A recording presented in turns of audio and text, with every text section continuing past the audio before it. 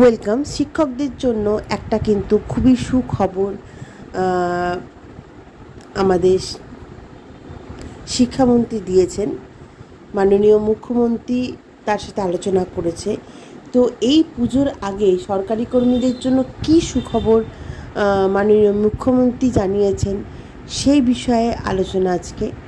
তো ভিডিওটা পুরোটা দেখবেন, স্কিপ না করে। তো প্রথমেই বলছি যে পেনশনের ব্যবস্থায় বড় বদল। বৃহস্পতিবার পশ্চিমবঙ্গ সকল শিক্ষক ও শিক্ষাকর্মীদের অবসর নিয়ে বড় ঘোষণা করল শিক্ষামন্ত্রী। সুখবর পেয়ে খুশি রাজ্যের শিক্ষকরা। যদিও সাংবাদিক সম্মেলনে করে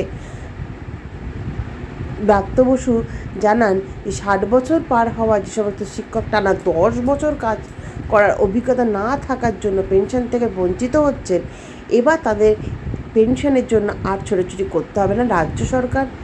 রাজ্য শিক্ষা দায়িত্ব নিয়ে কিন্তু অবসরকালীন পেনশনের ব্যবস্থা কিন্তু করে দেবে।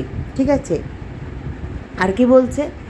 চলতি বছরের শুরু থেকে নানা দপ্তরে সরকারি কর্মীদের জন্য একের পর এক সুখবর দিয়েছিলেন মুখ্যমন্ত্রী মমতা বন্দ্যোপাধ্যায়। বেড়েছে অবসরকালীন ভাতা সহ নানা সুবিধা। আর এবার পুজোয় পেনশন ব্যবস্থা নিয়ে বড় বদল আনলেন রাজ্য সরকার। 5ই সেপ্টেম্বর ছিল শিক্ষক দিবস, আর শিক্ষক দিবসের দিনই রাজ্যের শিক্ষকদের জন্য এই বড় ঘোষণা করেছিলেন ব্রাত্য বসু। ঠিক আছে, তো যারা টানা 10 বছর নিরবিচ্ছিন্নভাবে চাকরি করতে পারেন না, তারা কিন্তু অনেক সময় কি হয় না, পেনশন পেতে কিন্তু সমস্যার সম্মুখীন হতে হয়েছে অনেক শিক্ষকদের। তো সেইখান থেকে কিন্তু অনেকটা রেহাই কিন্তু রাজ্য সরকার দিতে চলেছে শিক্ষকদের, যে তারা যাতে এই সমস্যার সম্মুখীন না হতে হয়। যে 10 বছর টানা তারা যে চাকরি করছিল, তারা কোনো কারণে হয়তো কিছুদিন তাদের যেতে পারেনি, সেক্ষেত্রে অনেক অসুবিধার মুখে পড়তে হয় রাজ্যের শিক্ষকদের। তো সেইখান থেকে কিন্তু অনেকটা রেহাই কিন্তু পেতে চলেছেন রাজ্যের শিক্ষকরা। আর কি বলা হয়েছে?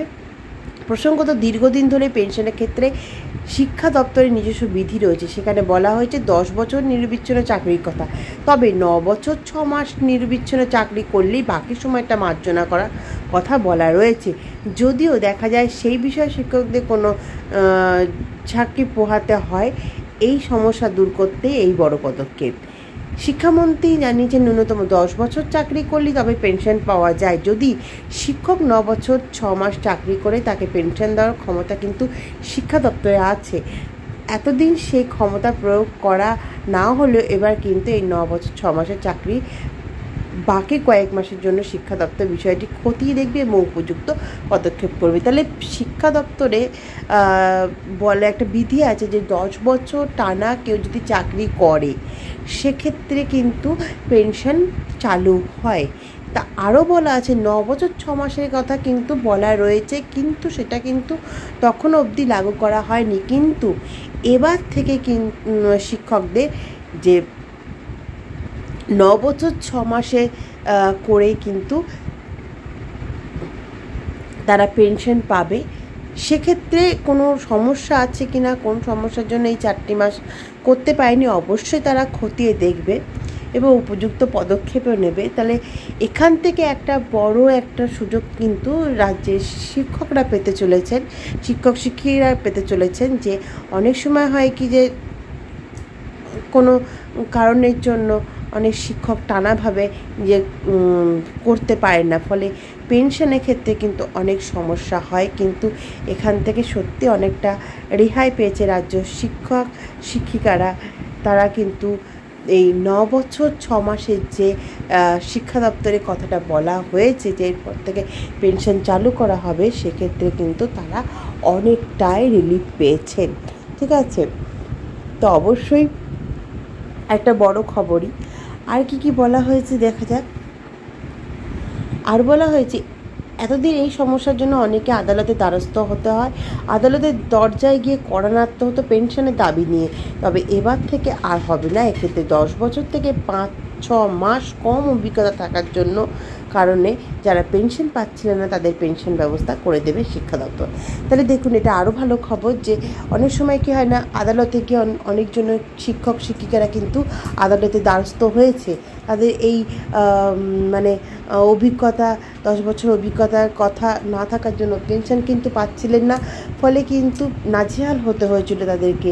কিন্তু এবার থেকে আর সেটা হবে না, তাদের কিন্তু পেনশনের ব্যবস্থা শিক্ষা দপ্তর করে দেবে, এমনটাই কিন্তু শিক্ষামন্ত্রী বলেছেন। ঠিক আছে, ফলে যারা 10 বছর থেকে 5-6 মাস কম অভিজ্ঞতা থাকবে তারাও কিন্তু পেনশন পাবেন। তারা কিন্তু আগে পেনশন পাচ্ছিলেন না, ফলে তাদের কিন্তু অনেক সময় আদালতে দ্বারস্থ হতে হয় এবং আদালতে কড়া নাড়তে হয় নিজেদের পেনশনের দাবির জন্য। ফলে কিন্তু অনেক সমস্যার সম্মুখীন হতে হয় যারা অবসরপ্রাপ্ত শিক্ষকরা আছেন, শিক্ষিকারা আছেন তাদের কিন্তু। আর কি বলছে, পাশাপাশি শিক্ষক, পড়ুয়া এবং শিক্ষাকর্মীদের অভাব অভিযোগ শোনা এবং সেই বিষয়ে উপযুক্ত পদক্ষেপ করার জন্য একটি হোয়াটসঅ্যাপ নাম্বার চালু করেছে শিক্ষা দপ্তর। দিনে 24 ঘন্টায় এই নাম্বার চালু থাকবে। সারা বছর এই হোয়াটসঅ্যাপ নাম্বারে নিজের সমস্যার কথা জানানো যাবে। নাম্বারটা হলো 9088885544। ঠিক আছে, আরেকবার বলছি, 9088885544।